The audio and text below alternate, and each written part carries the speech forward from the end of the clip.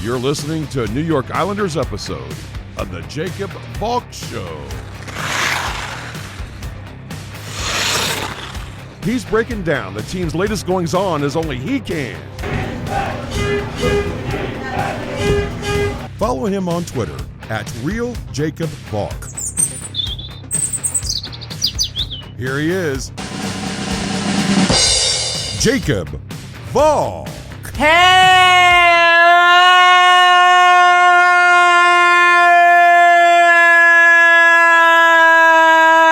Islanders fans, welcome to another New York Islanders episode of the Jacob Valk Show. I am the Jacob Valk, except no imitation. I have been looking forward to this since last Saturday. And when I mean last Saturday, I mean not 48 hours ago, a week before that. There is so much that I want to say about this team. We may be here for the next 2 hours. So let's just get right into it. I was fully prepared to bash this team for their lousy play to start off this show. Can't do that. That's not the big story. Yes, the Islanders are playing like garbage, but I've got to start with them having 2 games postponed because of their COVID outbreak. Yesterday's game was postponed, and tomorrow's game will be postponed.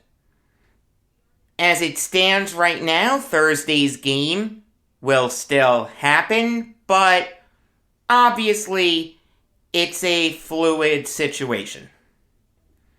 I am going to come off like such an Islanders homer here, but I promise you I'm going to bash this team in a minute, so just bear with me. The reality is the NHL has mangled their handling of the coronavirus. There have now been 3 teams that have been decimated by the coronavirus. The Sharks, the Senators, and now the Islanders.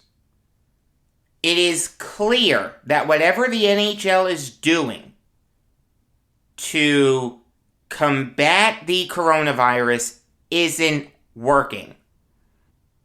And with the emergence of the Omicron variant, I fear that this is going to get a lot worse.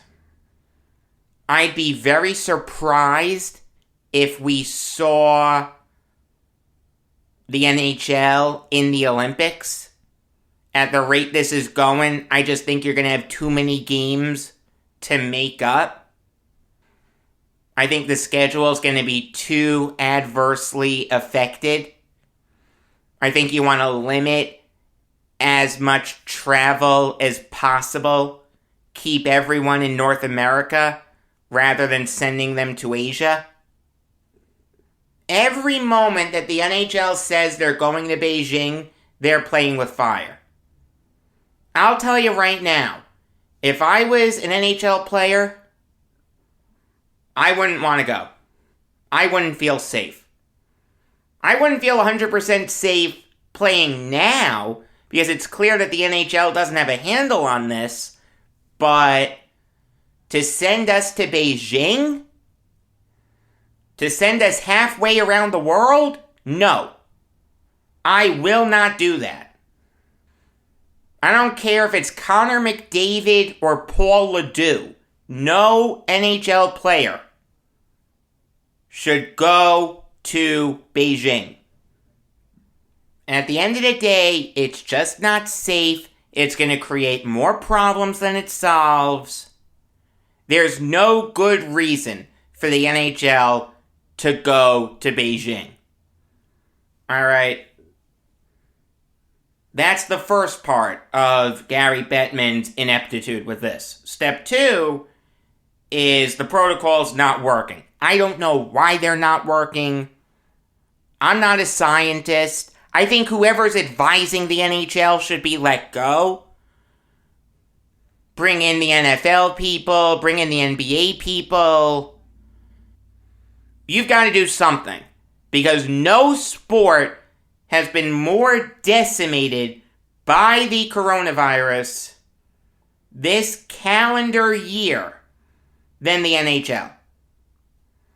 But the thing is, if you can't keep the players safe, and you're going to make them go out anyway, what's the limit? How many players need to be on the COVID list before the NHL steps in and says, enough is enough, we're not going to let you embarrass yourselves anymore?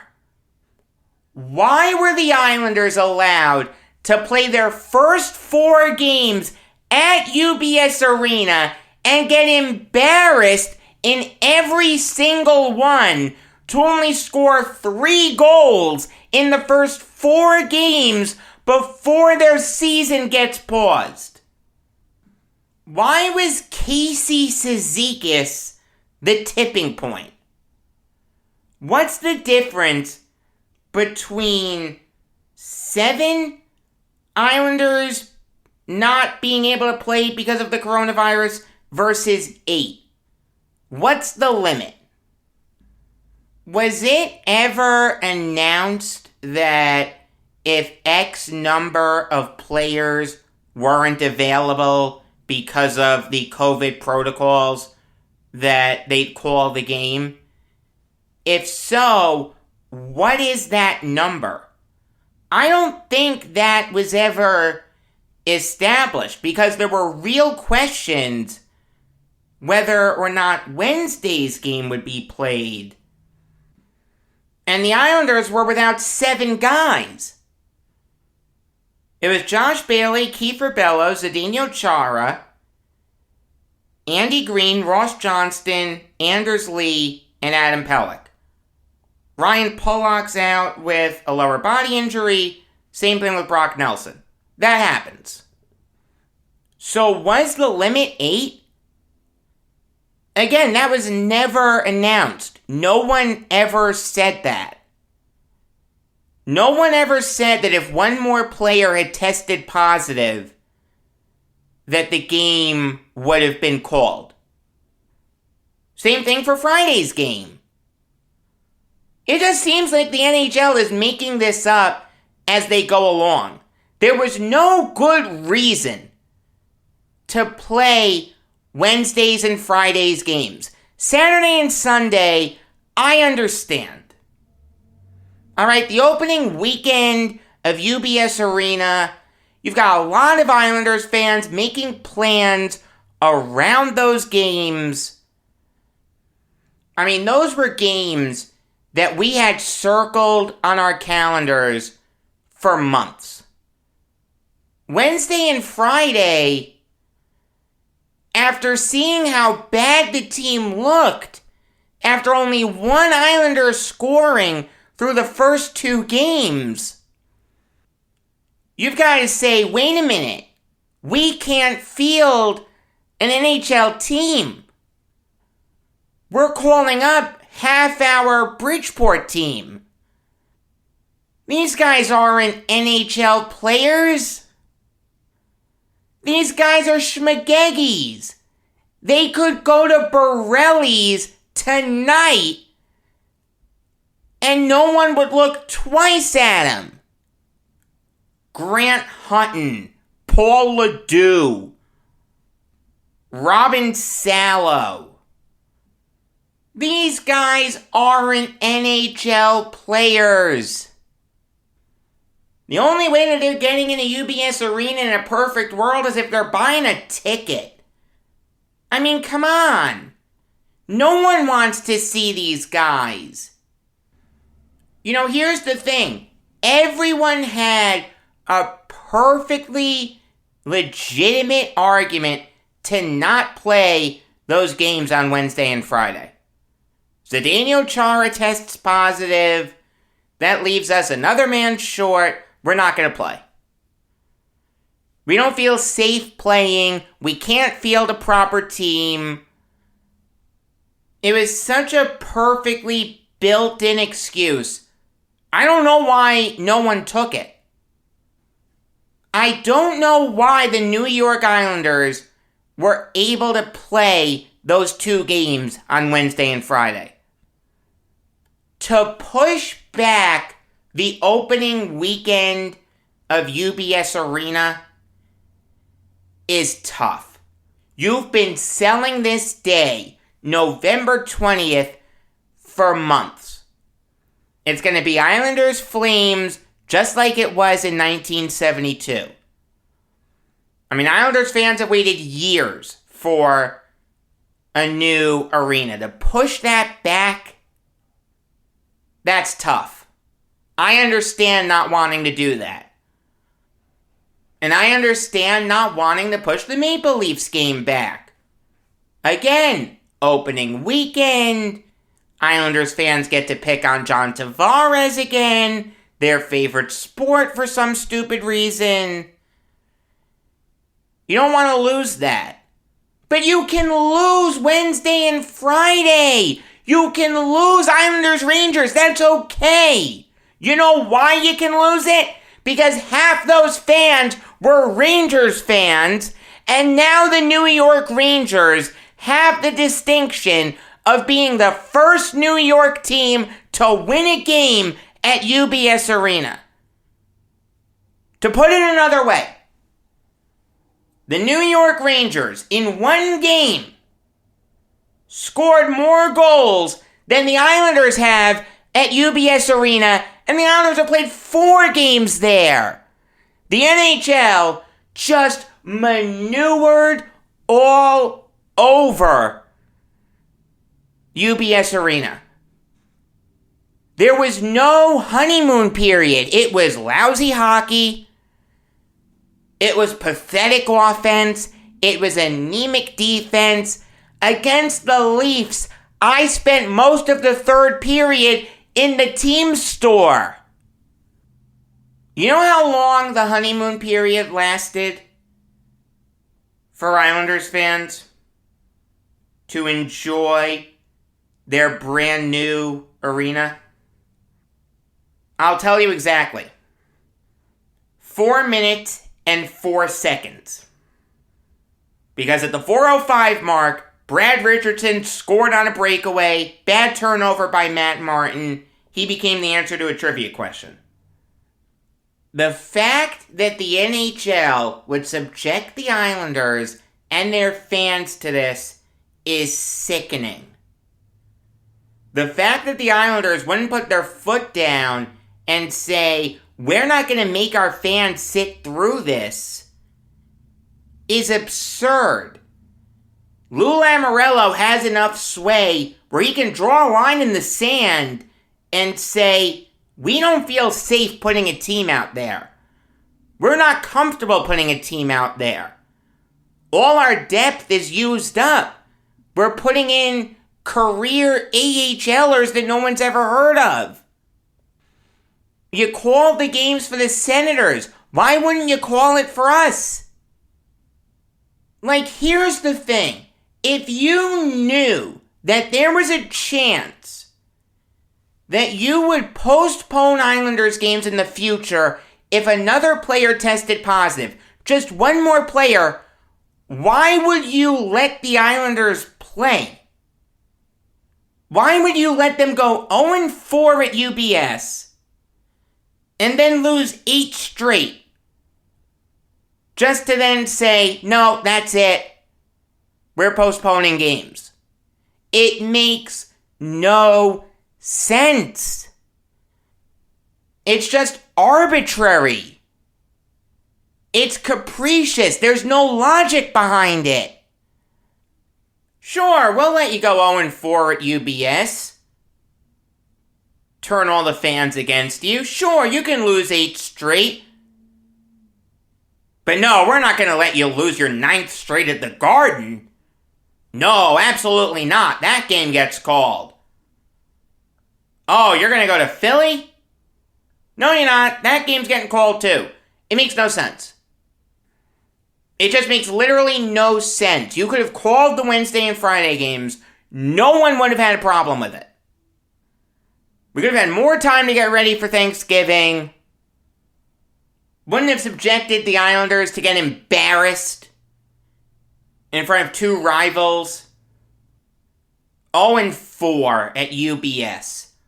I don't know the answer to this, but someone please let me know the record for most losses to start your time at an arena. Seriously, hit me up on Twitter, @RealJacobValk.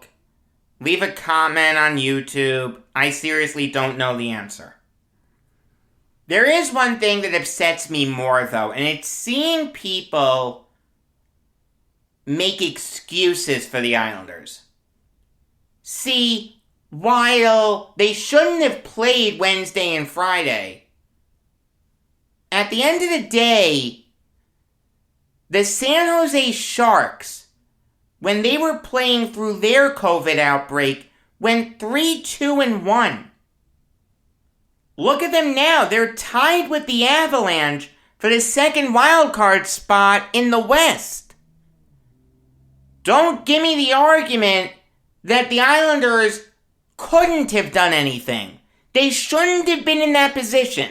But if you're in that position, you've got to find a way to win. The reality is, life isn't fair. If the NHL had kept the games going, you play Sunday, you play Tuesday, I would have understood it. And I would be on this show defending the NHL. The fact that they called the games is what upsets me. Because it's just arbitrary. And if you knew there was a chance that you'd do it, why would you let them play Wednesday and Friday? You're not keeping anyone safe. You endangered the fans, you endangered the opposing team, you endangered everyone. You want to tell me calling games is a last resort? I totally get that. The thing is, though, we were at that point of no return on Wednesday. You just kept powering through it because the show must go on. Because life isn't fair. To call games now is capricious. It just is. The reality is, if the NHL didn't call the games, I'd be on this show killing the Islanders. You'd hear me defend the NHL. And you'd hear me criticize the Islanders for not finding a way to win. Here's the thing, okay?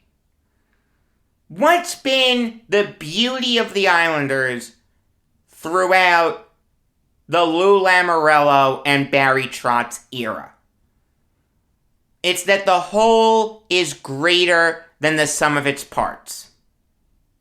That this team, even though it doesn't have the best roster, finds ways to win games. Barry Trotz's system is that great that it will elevate these players to play a lot better than they'd play under another coach. Lou Lamoriello's structure works so well that none of his moves need to make sense to us. We just say, in Lou we trust, and everything's gonna work out. See, you can't have it both ways. You can't praise the Islanders for being that overachieving team. The whole is greater than the sum of its parts. And then, when that theory is put to the test like never before, it crumbles. You lose 8 straight. Only 2 Islanders have scored in UBS Arena, one of whom, Andy Andrioff, will be off the team soon. 3 goals at UBS. 8 straight losses. The 3rd fewest points in the league, ahead of only the Coyotes and Senators. Don't give me this games in hand garbage. All they had to do was tread water until they got to UBS. They went 5-6-2. Under 500. That's unacceptable to me. Yes, it was a hard road trip. Life isn't fair. Stop giving me the excuses, for goodness sake. Just win. Just find a way to freaking win. It's not unreasonable to want your team to win, even if the odds are they're going to get destroyed. Welcome to being a fan. When the New York Jets were without their starting quarterback, I was still criticizing them. I criticized them for getting destroyed by the Colts offense, for getting destroyed by the Patriots, for losing to the Dolphins. You find a way to win. Welcome to sports. If the point is that the Islanders roster was so bad that they couldn't be expected to win and that the circumstances were so bad, then let's not play any games. Seriously, let's just simulate them on a computer in the NHL offices. Hell, let's simulate the whole season. No games, no human element, no chance of an upset. Let's just do everything on a computer, right? Enough with the damn excuses. It's not unreasonable to want your team to not be last in the NHL in goals scored. 7 goals behind the freaking Arizona Coyotes. It's not unreasonable to want the defense to play better, even if they're putting out AHL defensemen. The whole is greater than the sum of its parts, right? That's the beauty of the Barry Trotz system. That's why this guy's a Jack Adams winner for the Islanders. Because he's pushing this team above and beyond what anyone thought they'd do. So again, to take that theory to the nth degree isn't unreasonable. I'm not criticizing Trotz. I'm not even criticizing Lamoriello, even though I'm not a huge fan of his. I understand that Lamoriello we trust, and I understand that I praised him for the Ladd trade and I got on the bandwagon. But I'm not as on the bandwagon as some people. I'm upset with the people making the excuses. Those same people making excuses for the Islanders are the same people that won't be going to games in March and April when this team is out of the playoff picture. You know what's going to be proven by this? Whether Islanders fans deserved a new arena. What's the test of a good fan base? Do they go out when the team is bad? I've said for a long time that Islanders fans are bad fans. Here's the test. When the honeymoon period of UBS Arena wears off, and it's clear as day that the Islanders aren't making the playoffs, will fans still show up? I understand the weeknight games not showing up. Totally get that. Weekend games, show up. No excuse for that. You know, the reality is the Islanders have succeeded through adversity before. In the Canada bubble, the biggest point of adversity in NHL history, the Islanders made the Eastern Conference Finals. In the shortened season the year after, They took the Lightning to a 7th game. Nearly won that game. Don't give me this garbage. Don't give me any excuses. Go out and produce. Life isn't fair. No one gives a damn if you don't feel well. No one gives a damn if it's raining out. No one gives a damn if it's snowing out. If you have a job to do, you go out and do it. If you need to run errands, go out and do it. No one's going to feel sorry for you. You have a lot on your mind. Oh, I don't feel like going out. It's rainy. Oh, woe is me. Oh, shut up. I don't come on this show and complain about my problems. I give you what I believe to be quality sports talk every single time I sit behind this microphone. You know why? Because you don't care about my problems. And I know you don't. And I don't begrudge you for that. It's not your job to.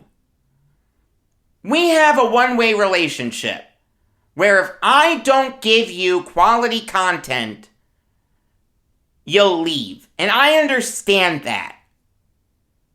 Welcome to the world of sports talk. If I'm not doing the job, you'll find someone who is. Are there exceptions to that? Yeah. A broken microphone, a holiday break, going on vacation, that's okay.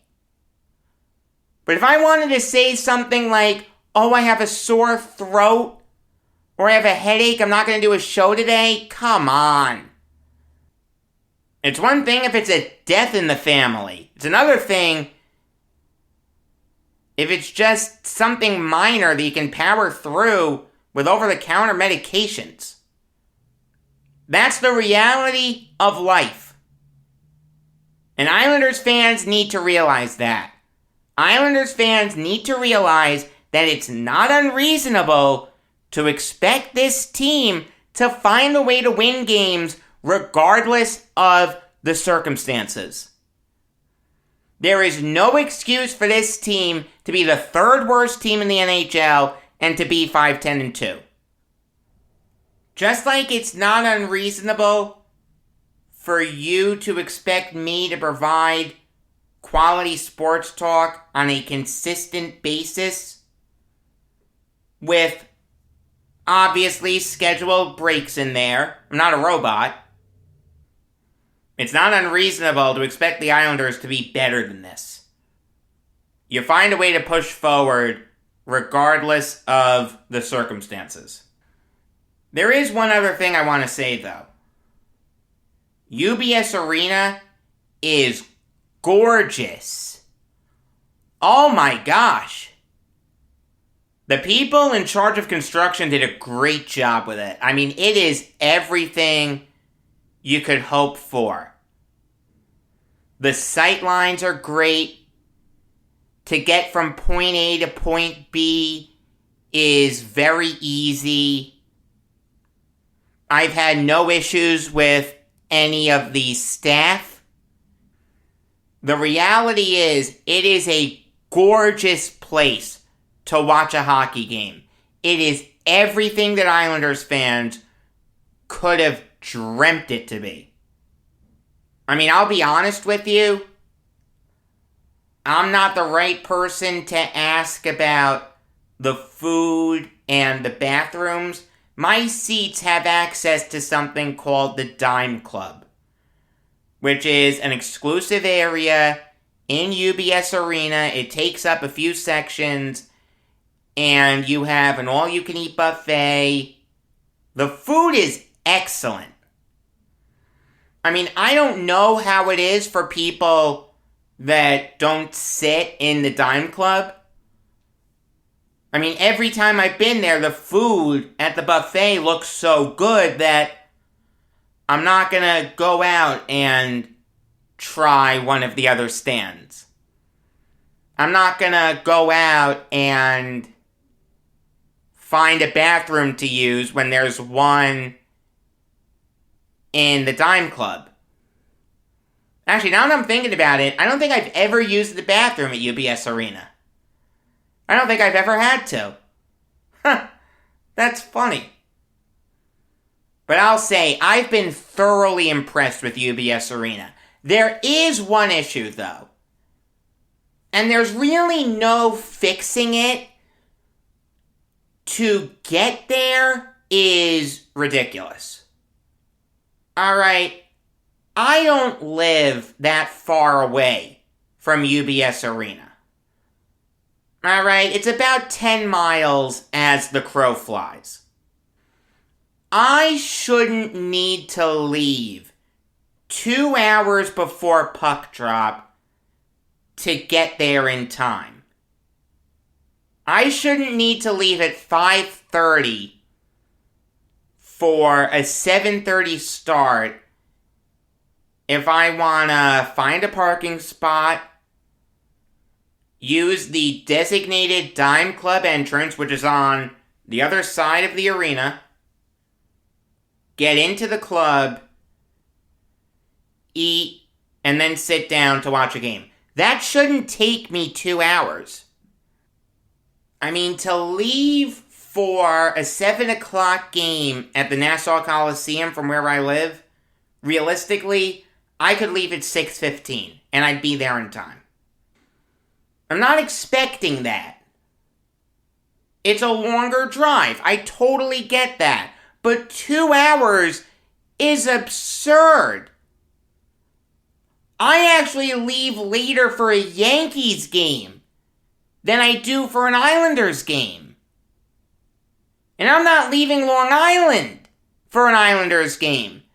And I'll tell you why it's the case. There are only 2 ways to get onto UBS Arena property if you're driving in. And from where I live, it makes the most sense to drive in.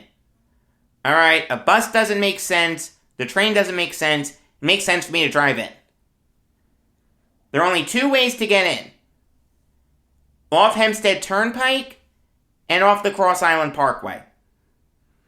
If you only have 2 entrances to a place where 17,000 people are gonna be, you're gonna have massive traffic. How did no one come up with a way to solve this? You want to tell me it's unavoidable? The sad part is you're right. It just seems like there should have been a better way to do this. I mean, at the end of the day, Hempstead Turnpike becomes unsafe. The Cross Island Parkway, you're in bumper-to-bumper traffic. Alright, that's not terrible, but at Hempstead Turnpike, you have lane changes galore, you have people trying to cut the line, you have people making turns from lanes that they're not supposed to be making turns from. You're gonna have accidents. I don't know a way to fix it. I'm not a civil engineer. The obvious answer would be to open up a way to get in from the north. The thing is, though, you have the racetrack there. Getting in from the west, you have a whole host of issues. You have the Cross Island Parkway there. You have the Belmont train station there. There's nothing you can do.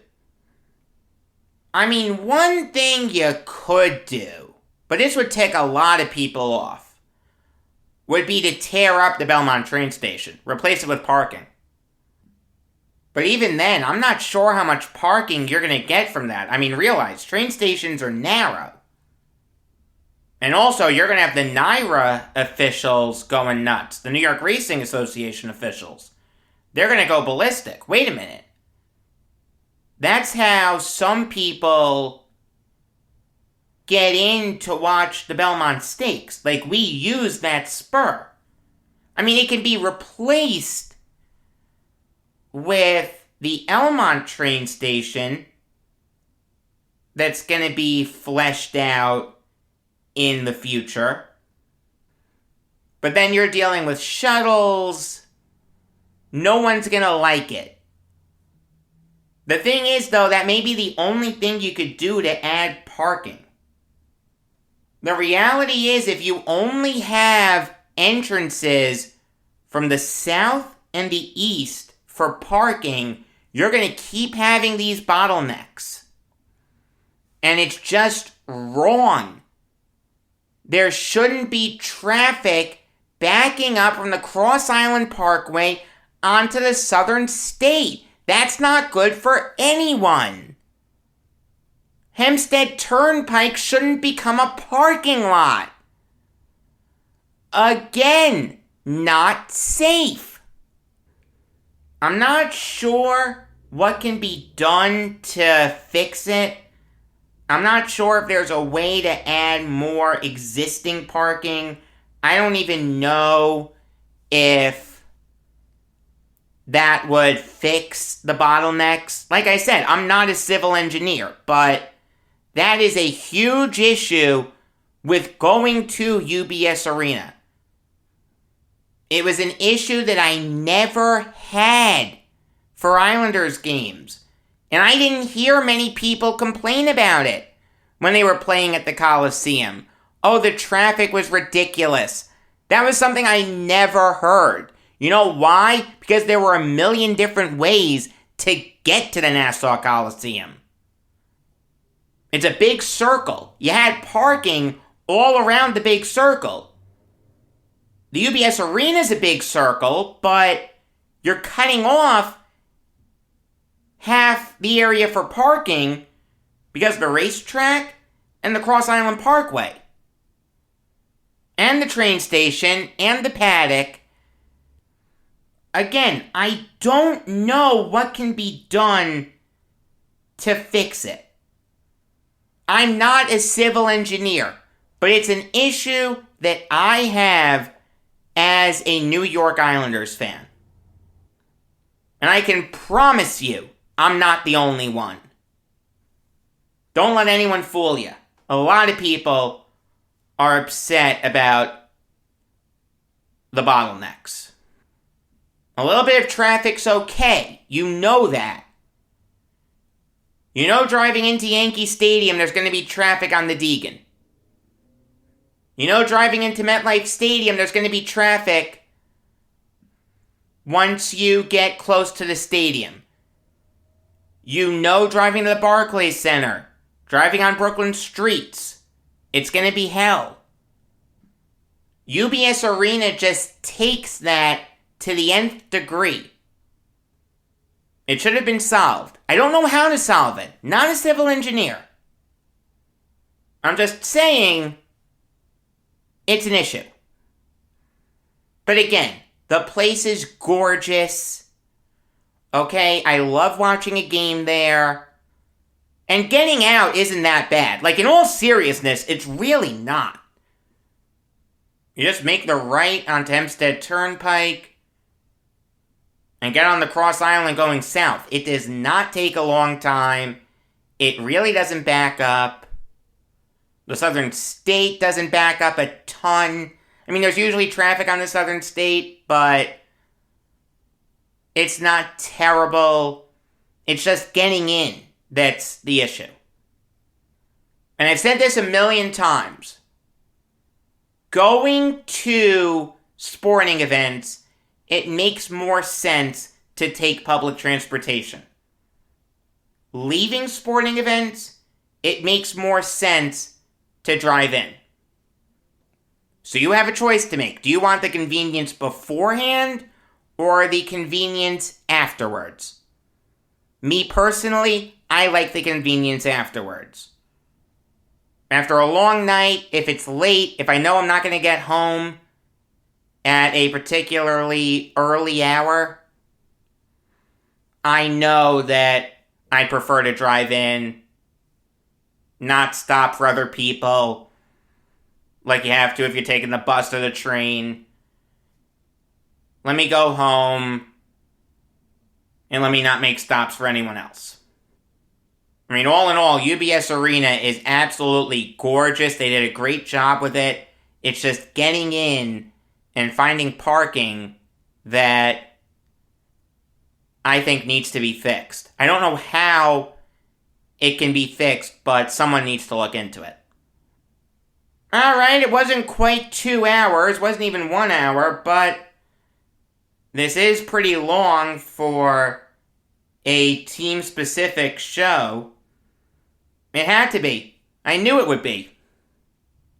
You're not going to get a New York Islanders show until December 20th, because from December 11th to December 19th, I will be in Florida.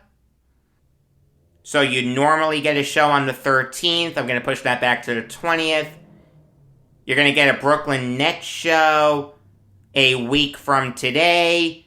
Regular episodes of the Jacob Valk Show come your way every weekday afternoon, obviously excluding December 11th to December 19th.